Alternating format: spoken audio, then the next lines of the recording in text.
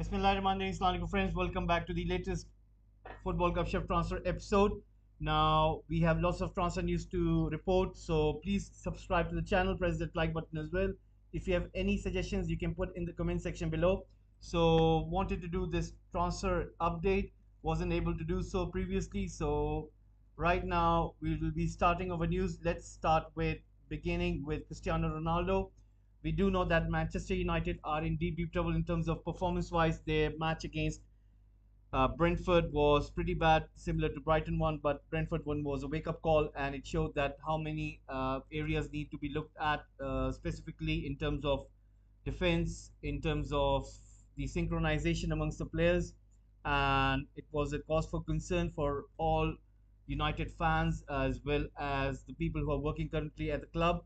Now, the players have been rightly targeted for their shortcomings, and it has to do with everyone. Cristiano Ronaldo comes into that frame as well.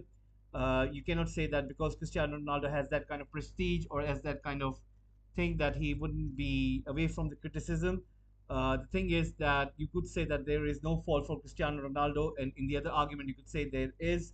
Now, the fact of the matter is that Cristiano Ronaldo wants to leave Manchester United, and that has been the case since the beginning of the preseason, the beginning of new season. You could say that his intent was to leave United because he has never missed a Champions League campaign. United are not in Champions League. For that reason, he thinks that if he stays at United, he wouldn't be playing in that prestige competition. And for that reason, he's looking for a club who is at least in that competition. And in terms of squad quality, have that kind of personnel which will be able to at least challenge and fight for the title. Now, for Cristiano Ronaldo, he knows that Eric Ten Hag has joined Manchester United. Eric Ten Hag philosophy is a little bit different to what Cristiano Ronaldo is used to. Now, Cristiano Ronaldo is of 37 to 38 years of age. He will be very much concerned in regards to Eric Ten Hag tactics. Eric Ten Hag tends to employ you could say a high pressing kind of tactic. It's more about that the forward line has to start from their perspective. So if they can create this pressure on the other defense, and what it tends to do is that the midfield as well as the defense of your own team tends to apply when it's coming from your forwards. Now, Cristiano Ronaldo, we do know that he is not of that kind of school of thought. He doesn't comes from that. He is more about having space, having to at least have a go at the other opposition. We do remember Jose Mourinho's Real Madrid, in which the tactics were employed as more of the counter-attacking one, and Cristiano Ronaldo did attain success with those kind of tactics. He scored so many goals, he won so many titles, specifically the Champions League titles. Now, Cristiano Ronaldo is very much looking forward to leave Manchester United, and it seems that he doesn't want to work under Eric Ten Hag. He doesn't wants to stay at Manchester United, but the United owners, they are not getting into that. They want to keep him because of his commercial value. They know how much amount of money he pulls for the club, and for that reason, they think that he's a very precious commodity in those perspective. Now, Joe J. Mendes, who's the agent of Cristiano Ronaldo, is still working to find a solution. Potential last minute transfer as 1 year ago. Cristiano's priority has always been to leave Manchester United this summer, and United have insisted that he's not up for sale. But Jorge Mendes is still exploring those kind of options. So let's see what happens. And I'm sure that United are also looking at other targets. There was a mention of Cunha from Atletico Madrid. We do know that Atletico Madrid are interested in Cristiano Ronaldo as well. Now, these two deals are going to be separate one. Cunha is around 23 years of age, and we do know that Atletico Madrid will ask for a lot more money. But now a new insight has come into the light of United fans that apparently United do not have enough money to spend on transfers, and for that reason only, it's going to be very hard for United to get the likes of Frankie de Jong, to get the likes of Anthony, to get the likes of Gapco, to get the likes of Cunha. Because if you go for these four targets, which they are in very much desperate need, it's going to be pretty hard for them to acquire all them four because of the valuation on each player is going to cost them a lot of money. Like Frankie de Jong itself is going to cost around 70 million euros, 75 million euros. Anthony is going to cost 80 million euros. Cunha is going to cost around 60 million euros. Then Gapco is going to be about 40 million euros. So if you add all these figures up, this one goes beyond 200 something million euros. So do not think that this will be the case for United to get all of these four. The best bit is that Eric Ten Hag is still looking out for Frankie de Jong to come over to United. Once that is done, then United will see what can they do in terms of attacking wise. Will they go for Cunha and Frankie de Jong, or will they go for Frankie de Jong and wait for the last week of the transfer window and then see that if Ajax are willing to do a deal for lesser money? And I think it's going to be pretty hard for United to get good quality players because they would have seen what is going on right now at the club. So United transfer is in more shambles before even the season is coming into full, you could say, thrive. And Eric Ten Hag is going to find it much more difficult. So let's see what happens going forward. Now we're going to come to West Ham United. West Ham United are close to complete Taylor Kerrer deal with PSG. Meeting took place, and Kerrer has now agreed personal terms with West Ham United. Basically, his preference was to join West Ham United other than Sevilla. Sevilla were also interested in him. So let's see what happens going forward. And West Ham United are right now working pretty hard to get him at this moment. Now we will be coming to another news, and we will be speaking about another story which has to be about Wolves. Wolves are right now currently pretty much active in the transfer market. Do you know, guys, that they got Guedes from Valencia for around 30 million euros? Now they are after another Portuguese players. We do know that they are known as Portuguese FC, but it seems that currently at this moment Matthew Nunes has been a target for Liverpool. He has played for Sporting Lisbon. He has been named as one of the up and coming midfielders, one to look out for. And it seems that Wolves are pretty much active right now to get him. And there has been agreement made on personal terms. So the fee is going to be around 50 million euros with some add-ons included. And I think the fee has been agreed I think it was yesterday.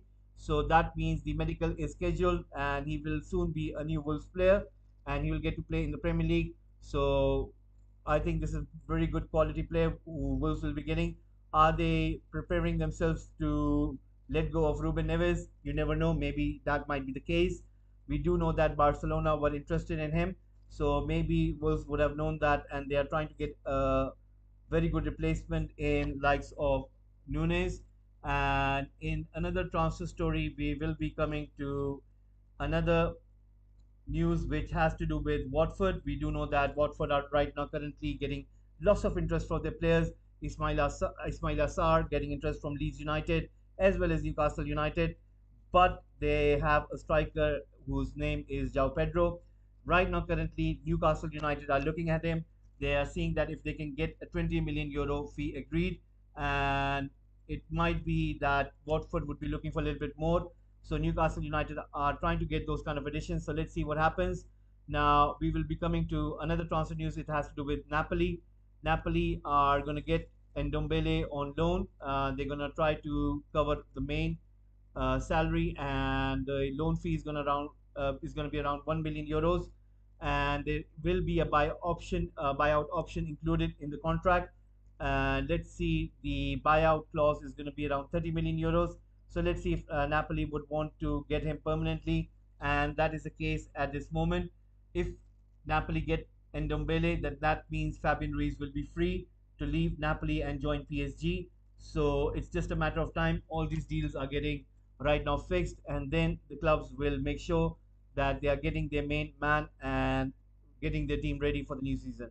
Now we are also gonna look at another news in which we're gonna be talking about Cesare Casadilla, because we do know that Chelsea are pretty much active in the transfer market.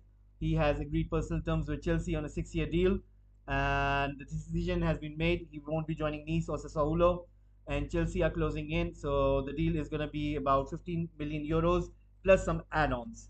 Now we will be going to another transfer news, and we will be speaking about Lisandro Paredes. We do know that PSG are looking at Fabian Ruiz, and we do know that Rabiot is looking forward to move to Manchester United. So in that case, if he gets his move to Manchester United, Juventus will make sure that they want Paredes, and PSG will try to see that if they can get him out and get Fabian Ruiz. So all these clubs are interlinked with each other in terms of the transfer. For example, if a club needs somebody's player, then that club who is selling the player are looking for another player. So it's all linked, it's all like a chain. So let's see what happens going forward. All these transfers will get, in terms of, they will get aligned, and I'm thinking that it will take at least a week before all of these clubs get their main man, and you can say give or take maybe 7 to 9 days, and that will be the case. So let's see what happens, because the season is going on. Sometimes what happens is the team, they are lacking a player due to injury or due to suspension, and they have to select their player even though they know that the club is interested in them, and for some reason they have to select them. For that reason, the transfers are going to be a little bit delayed, but most probably they will get sorted out in 7 to 9 days. Now, we will be moving on to other news as well. And now we will be looking at the likes of, it has to do with Chelsea. Apparently, West Ham have approached Chelsea to sign the Italian left back Emerson. Now, the key over here is this, that Chelsea want to sell him on permanent basis, not on loan. And for that reason, West Ham United will have to offer some money. So let's see what can West Ham United do, because West Ham United are right now currently looking at multiple players, and that is the reason why they do not know if they have enough money to get him on permanent basis. But let's see, the transfer window is still open, and most probably this time around, I think there's going to be much heavier activity happening on the last deadline day, and so many clubs, they have to make so many acquisitions. Leicester City haven't made any acquisition so far. They're looking for some sales. Newcastle United themselves have not been that much active. They need to get in some players. So I think this time around is going to be lots of activity happening. The likes of Manchester United, I do expect them to be active on the deadline day as well. So let's see what happens going forward. And we will be also speaking about Barcelona. We do know that Aubameyang is right now being linked with Chelsea. Thomas Tuchel really likes the player and appreciates him. Now, Chelsea want to spend a little bit less money on Aubameyang because their main target is Wesley Fofana. They want to spend the bigger chunk of their transfer window budget on Wesley Fofana. And Barcelona have put a valuation of 30 million euros, which Chelsea think is a little bit too much. And for that reason, I think Aubameyang is also not so sure to move over to Chelsea back into the Premier League. He still wants to play with Barcelona. He knows that even Lewandowski has signed for Barcelona. He's not going to have that much of a play time, but still, I think his preference would be to stay at Barcelona and see how this season works out. If he doesn't get that much play time, then he will opt to go and play for another club next transfer window. So that is the case right now. Now we're going to talk about the exits of Manchester United. There's so many players. I think they're going to be linked with so many moves away. Eric Bailly, Phil Jones, Brandon Williams. Then you got Tuan Zebe. There's so many players who will be looking forward to leave the club, and one of them is James Garner. There is a pretty strong chance that he will be leaving on the permanent basis. Manchester United have listed him on transfer sheet, and it seems that Tottenham are interested in him, but there are other 3 to 4 Premier League clubs as well. So let's see what happens. I think that he will get his move. The valuation is around 15 million to 20 million pounds. So I'm sure that in that price range, there will be clubs who will be interested. And let's see which club takes him and where does he wants to go as well. Now we're gonna be also looking at some other news as well. We are going to talk about Newcastle United. Newcastle United so far are interested in Pulisic. They are interested in Callum Hudson-Odoi, Conor Gallagher, and Armando Broja. Now, Newcastle United, they are interested in James Maddison.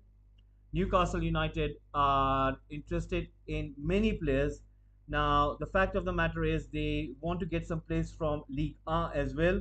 They are looking at Paqueta. They are looking at some of the forwards as well. Now, the fact of the matter is that Newcastle United don't want to, again, not commit those kind of mistakes which Everton did. So they're being pretty careful in terms of what they want to spend and what kind of player profile they want to get, because they don't want to get a player who wouldn't have that kind of skill set which wouldn't allow them to be better than what they are right now. So in that case, they are being pretty careful and cautious in terms of what they are trying to target and what they're trying to get. And in that whole context, Newcastle United are going to be very careful in who their target is going to be and how much they're willing to spend on that target. So if Newcastle United are not going to sign those many players, it might be the fact that the owners are being careful because they don't want to get in trouble with the FFP. They do know that there are so many things against them in terms of the club acquisition, in terms of why is a state nation sponsoring them. For that reason, they don't want to be criticized for other means that they bought some players and they were failures. And for that reason, Newcastle United are being very careful. So let's see who will they get. There is still a long time, and today is 16th, so we've got, I think, maybe 2 to 3 weeks. So let's see what happens in that one. So I'm pretty much sure that Newcastle United will try to get those acquisitions. Right now, we are also gonna go at this news, which has been reported by Masa. I don't usually do tabloids, but this has come from the Spanish tabloid, and it's Masa. Manchester United are interested in signing Casemiro for Real Madrid, as they're finding it difficult to sign Frankie de Jong. Now, I would take this with a pinch of salt. I don't think so. That's true. It's just coming from Marsa, who is at least you could say puppet for Real Madrid. They tend to do this kind of stuff, and they tend to link out those players who are not up to the level that Real Madrid think that they should have, and they think that Casemiro has done his job and he served his purpose. They're not going to hang him in the squad. They're going to sell him as soon as possible. So that is why they're putting out stories with Manchester United and Frankie de Jong and all that stuff. Now, Manchester City, they have completed the signing of Sergio Gomez for 13 million euros from Anderlecht. 4-year contract has been signed, and he will sign. He will basically wear the shirt of David Silva, the 21 number. So I was looking at this social media and I saw the 21 number and David Silva trending, and didn't understand the reason why. Now I get it why, because Sergio Gomez is going to sign for City, and he's going to wear David Silva's shirt, and that is the reason why it was trending. Now, guys, this is the update we have so far, and we do know that apparently Mopai, who plays for Brighton, is getting interest from various other clubs, but Nottingham Forest are very close to signing him. Everton and Fulham are trying to hijack the deal. We do know that Everton lack a number 9. They don't have Calvert Lewin, who's still injured. And for that reason, we still think that Everton would try their pretty best to get a striker. And Mopai is one of them, but I think Nottingham Forest are much closer. So let's see what happens. What does he chooses to do? And hopefully the news will be coming in finally. So guys, this is the update we have so far. Hopefully by tonight we will have that watch along PSV against Rangers. I wanted to have a look at Gapco. I want to see how does he play. So hopefully you guys will be tuning in for that watch along. I'll be giving in the transfer news for the evening update in the halftime. So please do tune in that watch along. That is going to be at 8 p.m. The kickoff is going to be. So hopefully I'll see you guys tuning in. Please do subscribe to the channel. Press that like button as well. Please support Football Gupshup by subscribing and let your friends know about Football Gupshup. So hopefully I'll see you soon by that watch along between PSV and Rangers, and I'll be giving you the transfer update for the evening session in that time when it's going to be halftime. Most probably I'll see if I can come in earlier and try to give you some transfer news then. If not then, but definitely I'll be giving you the transfer news update in the halftime of that match. So guys, thank you very much for tuning in. Please do subscribe to the channel, and if you have any questions, you can give it in the comment section. You can give any suggestion. If you have anything you need to ask, you can put in the chat box over here. And please do subscribe, press that like button, and I'll see you by the evening, the match between PSV and Rangers, and I'll be giving you the evening transfer news update by then. So thank you very much for watching and have a nice one. Take care, bye bye, and please guys, do subscribe to the channel. Thank you very much.